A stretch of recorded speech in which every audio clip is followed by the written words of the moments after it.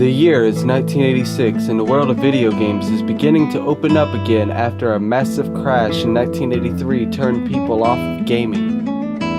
Nintendo has made a big splash with their Nintendo Entertainment System and their pack-in title Super Mario Bros. But no one knew what would come next. Miyamoto had a new game in development that would change the gaming landscape again. A title that would spawn a dozen sequels, spin-offs, and capture an entire generation of gamers.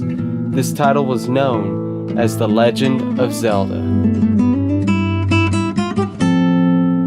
The first title in the series and released in 1986, The Legend of Zelda was the first NES title to use a battery backup save feature. A feature that would become synonymous with the genre in later RPG titles like Dragon Warrior and Final Fantasy. The game is an action-adventure game and in retrospective, an open-world game, one of the first of its kind. The game centers around the hero Link as he rescues the Princess Zelda from the evil wizard Ganon. In order to do this, he must collect 8 pieces of the Triforce to unlock the final dungeon where Ganon is holding Zelda hostage. Miyamoto has said a large inspiration for the game was memories he had of exploring the Kyoto countryside. The sense of wonder and bewilderment played a huge role in its development. He wanted players to play the game and walk away with a sense of wonder. Like, what if a secret is under this rock or that tree? The child in all of us, the explorer, the exploration of it all, the curiosity that makes us all feel new. These things are at the core of the franchise and were illustrated very well with this game.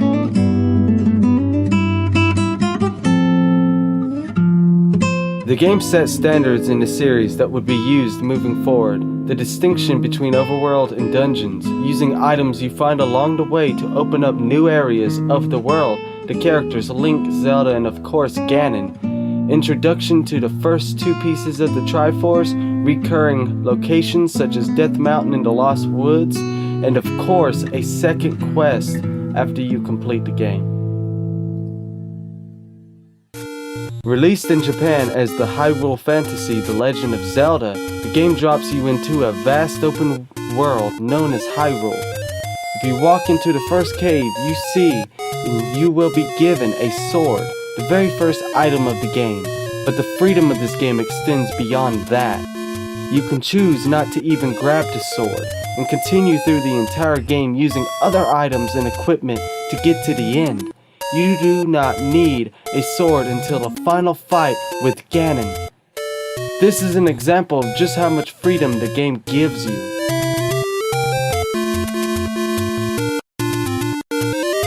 The 8 pieces of the Triforce are guarded by 8 bosses, who you will find at the end of the 8 different dungeons. In these dungeons you will fight monsters, solve puzzles, and overcome obstacles to fight the boss and obtain the Triforce piece. You also are rewarded with a heart piece after you complete it. There are 16 hearts in the game total, and 13 of them are rewarded through boss fights and by discovering hidden caves. Collecting these will allow you to upgrade your sword and also make the game easier as you can take more hits as a result.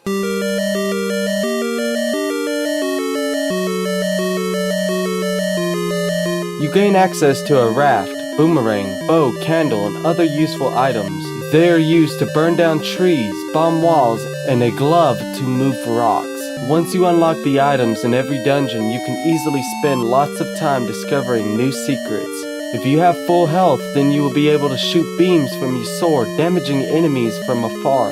The game rewards you heavily for exploration. The graphics are iconic to the entire series. They are good for the time they were made, and will definitely show off the many enemies, characters, and items that will be used in the later games.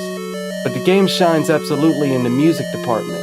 Returning again after his work on the Super Mario Bros. Game, Koji Kondo delivers a powerful soundtrack that is engraved into the hearts and minds of gamers everywhere. This series is known for its amazing music and its well thought out design.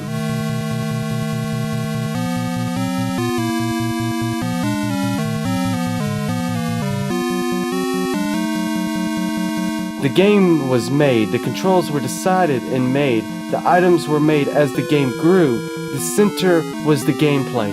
This is something that has carried through into all of the games after it. Game design first, story second. This has caused the series to have many great games in it. This is, however, one of the more difficult entries in the series though.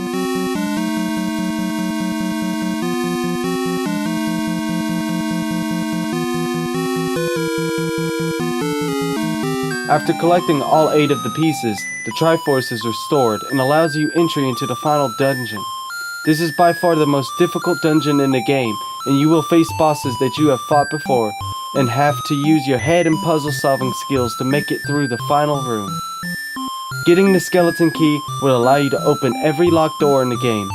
When you get to the final room, you will meet the big bad, the pig god. Oh wait, I mean Ganon, of course. He's a giant pig. You have to attack him with a sword and silver arrow. Once you kill him, you will be able to access the final room where you will find Zelda. Attack the fire, then rescue her. The game set off a series that is in millions of hearts everywhere. It is iconic to the core and the beginning of my favorite gaming series of all time. The Legend of Zelda is a 9 out of 10 and everyone should go play it. The series would go on to sell 99.6 million copies at the time of this video since its inception and is a part of gaming culture anywhere you look. In closing, I want to thank Miyamoto, Koji Kondo, and everyone who worked on this game. Because of you, I have had the pleasure of falling in love with the franchise and all of the amazing characters. You have given a sense of wonder that makes me feel like a child at times. Thank you for The Legend of Zelda, and thank you all for watching. If you enjoyed the video, then please like, comment, subscribe, share, and check out the rest of my content. I have lists, reviews, and I also stream over on Twitch at twitch.tv/HoudiniFontMeister. The links are in the description. Thank you for watching. This has been Houdini Fontmeister. Until next time, stay nerdy. Hey everybody, and thank you for watching. If you enjoyed this video, consider becoming a patron, supporting the channel. It really does help the channel and help me make my videos. Anyway, thank you for watching. Remember to like, comment, subscribe, and share this content with all of your friends. It helps the channel grow. Anyway, until next Friday, you guys have a good one and stay nerdy.